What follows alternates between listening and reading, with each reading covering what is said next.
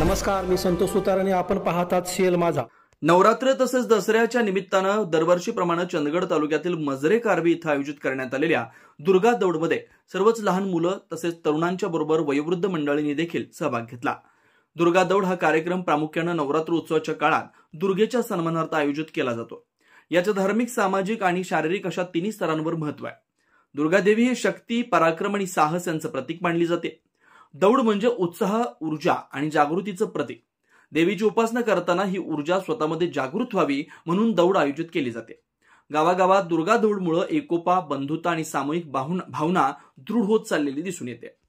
तरुणाईला व्यसनापासून दूर ठेवून सकारात्मक मार्गाकडे वळवण्याचा हा एक मार्ग ठरतो. महिला, युवक आणि मुलांमध्ये धैर्य, आत्मविश्वास आणि सामाजिक जाणीव वाढते. दौडीमुळे शरीर तंदुरुस्त राहतं, शारीरिक क्षमता वाढते, खेळ आणि व्यायामाची सवय लागून उत्साह, शिस्त आणि निरोगी स्पर्धात्मक कृती विकसित होते.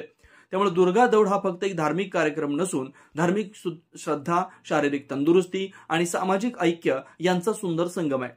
मजरे कारवे गावातील फुलेनगर, विनायकनगर, गोसावीनगर, समर्थ कॉलनी, दौलत कॉलनी, पाटणे फाटा, सन्मित्र वसाहत या विविध वसाहतींमधून या दौडीचं मोठ्या थाटात स्वागत करण्यात आलं.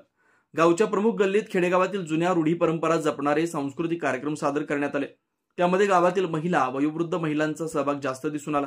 गावातील सांप्रदायिक मंडळानं पारंपरिक भजन सादर करत वातावरण भक्तिमय केलं. एकूण या दुर्गा दौडीमुळे गावातील आबालवृद्धांच्या मनात देशभक्ती जागृत झाल्याचं दिसून येत आहे. गावातील विविध युवक मंडळांनी या दौडीमध्ये भाग घेतलाय.